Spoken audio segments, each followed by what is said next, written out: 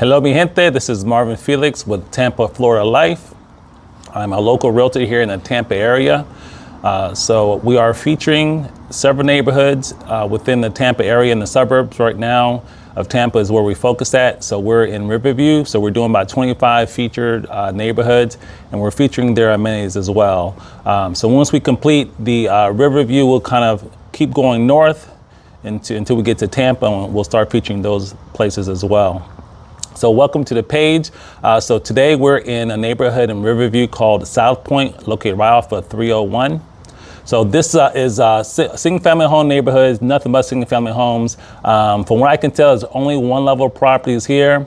So and there's lots of amenities. So we'll start with the amenities like we always do, and then we'll do a tour of the neighborhood, some of the, well, maybe just one street. We'll do a walking tour today. Want to get my steps in. So rather than driving, we'll be walking today. So let's go ahead and start looking and showing some of the amenities here in the community. So start here. So there are two clubhouses that service this neighborhood, and we're at the one closest to 301.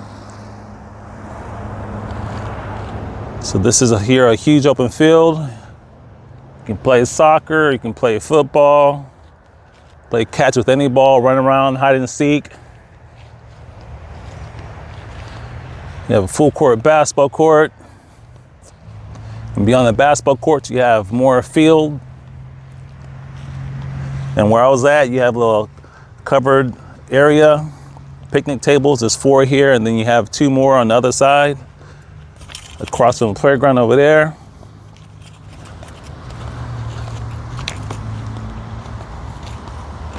As I always say, with these playgrounds they have, I just wonder why they don't cover them some with either the sun covers, the shades, or simply just natural tree foliage. But it's there for your needs. So we'll peer over the gate instead of walking around the gate to show you the pool area in the clubhouse.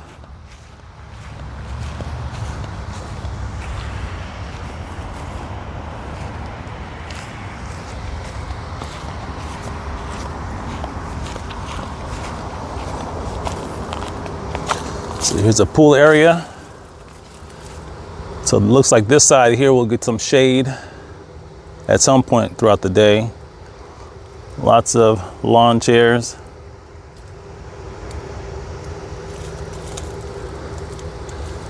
Another beautiful day here in Florida. So for my family and friends up north, I'm sorry, but I'm not sorry. So my family is in Virginia. That was home for me prior to relocating down to Florida.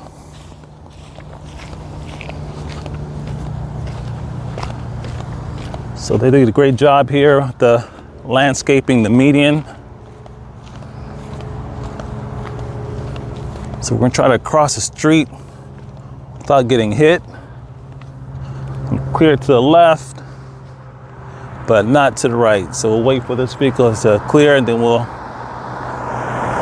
So this park we're at is called South Pointe Park. Okay. All right. Looks like it's clear.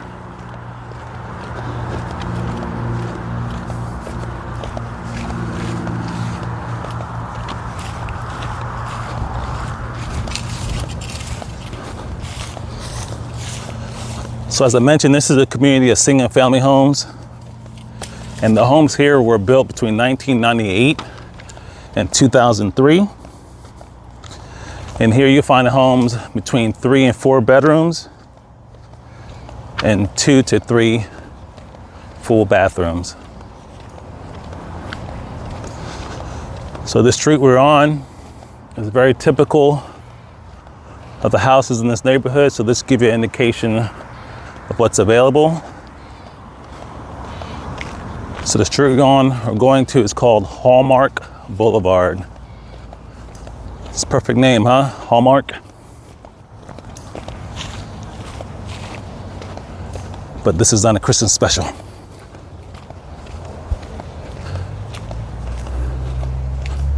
All right, get an idea of the homes here, what it looks like. Lots of mature trees. You can see some younger trees were replanted to replace the previous tree.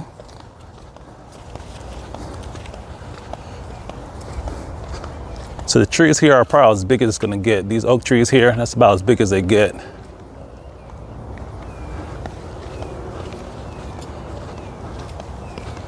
So this is the problem with some of these oak trees. Right there, see how it's buckling the sidewalk? When those are planted close to the driveway or a sidewalk, you start seeing buckling.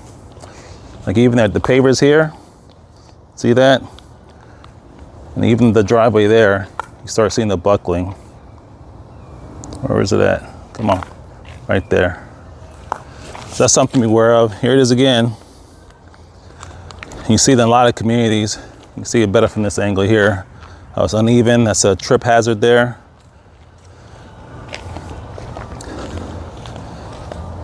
Unfortunately, there's more of it here.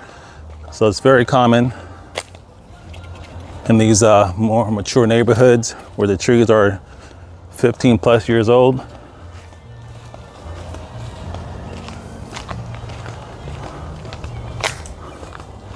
So I've been in this neighborhood several times and I've not seen a two-family home here. So for those looking for a one-level living, this is it. It's a great age-in-place community where you make one move and you could be here potentially for the rest of your life until your last resting place. Not to get all morbid. That's one of the ponds there.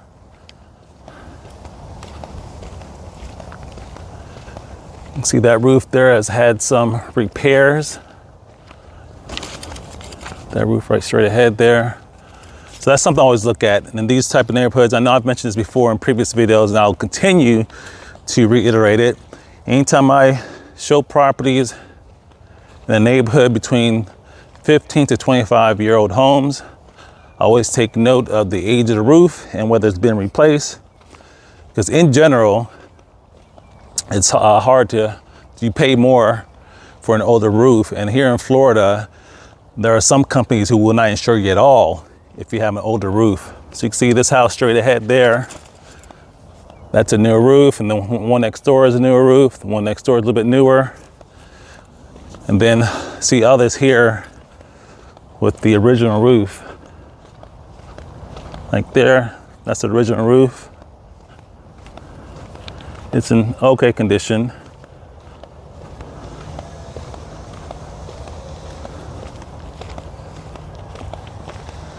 So the reason why that's important, especially for a buyer, is that once again, there are some carriers, insurance carriers, who will not insure an older roof. That's a house for sale there. And the ones that do provide insurance, it'll be more costly on a per month basis. Like that house right there is original roof. And the other, so you get hit twice. So you get hit as far as the coverage for the insurance, and then you get hit again when it comes time to where you have to replace the roof, and it way sooner than most people really want or expect to. So you have to budget for that expense. So you lose twice. So what we're seeing now, especially in our current market with the downturn, with a slower pace of sales, is that sellers are giving buyers incentives. One of the most common things is a 2-by-1 rate buy down. So, I mean, you could use it for that, or you can simply negotiate a new roof. If it's a house that you really love and the house has been on the market for a little bit of time, you can negotiate either a new roof or partial expense of a new roof. So that gets your insurance rate down, and then it saves you from having to repair the roof in the future. So that's that could be worth more than simply having a lower rate for a couple of years. Just something to consider. Let's get more sidewalks that are uneven, trip hazards. So it's not singling out this neighborhood, so that's not what I'm trying to do at all. It's common in all mature neighborhoods here. It's another house with a new roof. And you can see here, oh my, this is pretty bad. That house right there. Not only is it an older roof house, but you can see loose shingles actively on the roof. So that could lead to future leaks. And if you know anything about houses, the worst enemy to a house is water. So that is not good. Like if I were a roofer, I would be targeting this neighborhood, any other neighborhood where houses are 20 years plus old. Look at that's really bad roof right there. My goodness. I wouldn't be shocked if they're having some problems now they don't even, maybe not even know about, because that could be up in the attic. If you're not in the attic anytime at all, you just have no idea what you're facing. So these are the things to think about when you are looking to buy a house. So this is a nice neighborhood, so I won't mean to take away from that at all. I just like to point out things to my clients when they're considering buying anything. So I also look along with those lines, look at the age of all the major appliances and systems of the house. And the big one is, of course, the HVAC, water heater. Another thing to give you, so these two houses here, this is something interesting. I just had a fellow client friend face this. So those two houses there have the solar panels. So I just spoke with an agent just about a week ago, and she had clients that were under contract on the house, and they were 1 week away from closing on the house, and the owner of that house had gotten new solar panels in June, so what's that, less than 6 months ago, and had it financed. And so anytime there's an existing solar panel that's being leased because it hasn't been paid off yet, the new owners of the house have to get approved by the solar company to take over the existing loan in place. So for whatever reason, this solar panel company did not approve of these buyers to take over the loan. So that killed the deal. Can you believe that?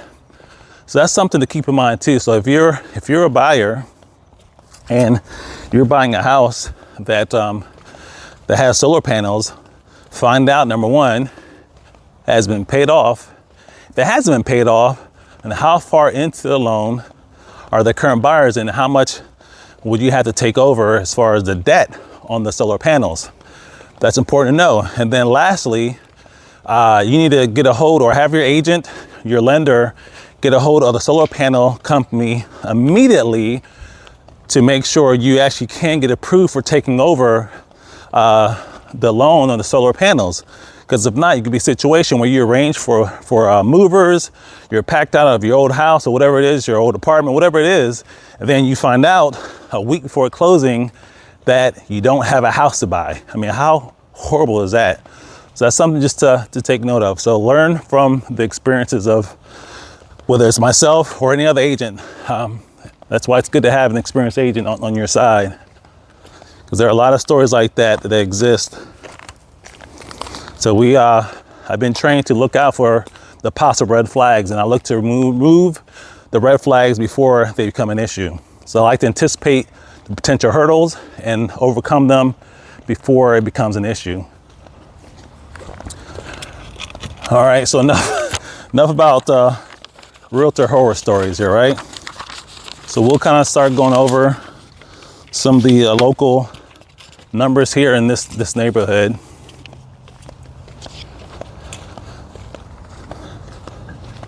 So this gives you an idea, like I said, of what the neighborhood feels like, what it offers. It's a very cute neighborhood, very quiet.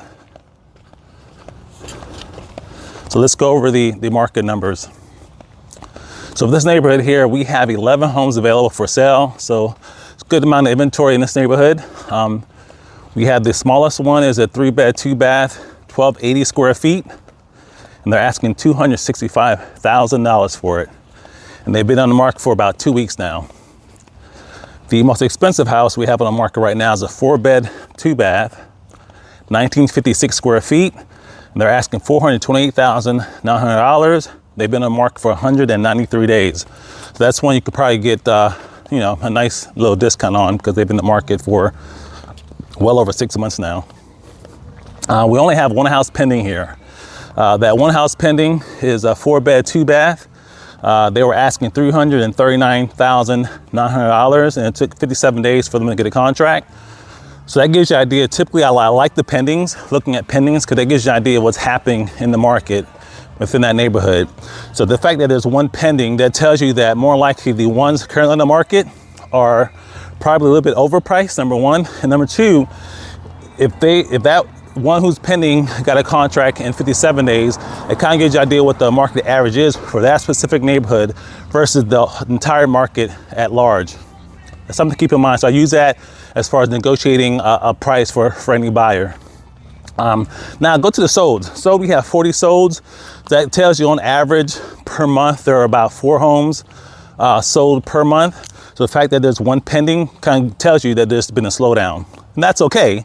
So it gives you a lot of times advantage to the buyer. So the homes that are sold, the 40 that sold, the least expensive one is a 3-bed, 2-bath.